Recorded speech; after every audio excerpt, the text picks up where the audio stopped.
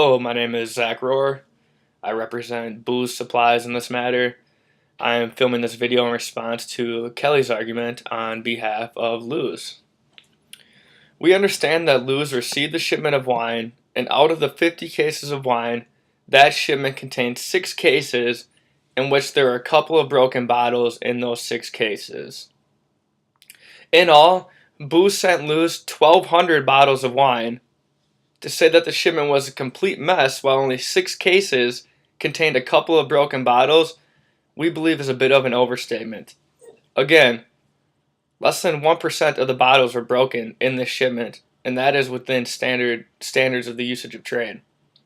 However, as you correctly point out, under the perfect tender rule, Lou does have a right to reject the whole shipment.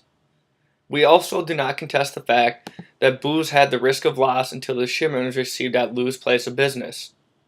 Now, as to your point about our right to cure, Booze does have a right to cure in this situation.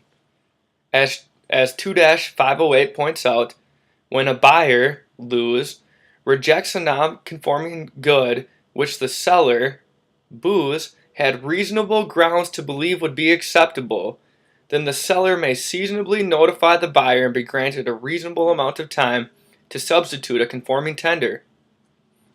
As to your point about it being a latent defect, of course this was a latent defect. A latent defect is a fault in a good that could not have been discovered by the seller through reasonable inspection before the sale. Well, before the sale, there was no defect in the wine bottles. Therefore, through a reasonable inspection, there is no way that Boo could have discovered the defect.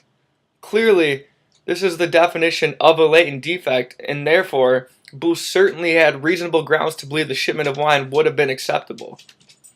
Our dealings in this matter have been conducted in good faith, and we did not have knowledge of the defect before the sale occurred, as the defect occurred during the shipment. Also, because the breakage is within the standard usage of trade limits, this also goes to Boo's reasonable grounds to believe that the goods would have been acceptable.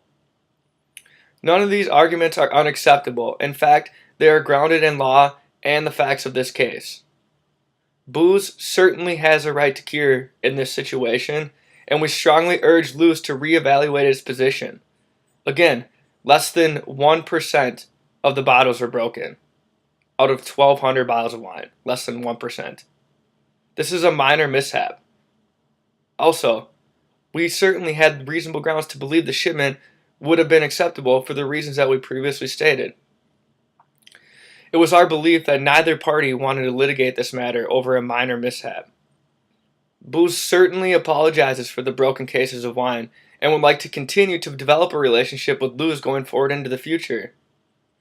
Although Luz has a right to reject the wine, Booze has a right to cure this problem. Therefore, we again ask Lou to accept both shipments of the wine in order to avoid litigating this matter.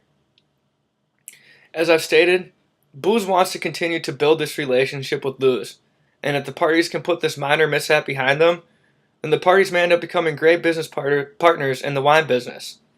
Let's not let this minor mishap affect the relationship of these parties going forward. Thank you.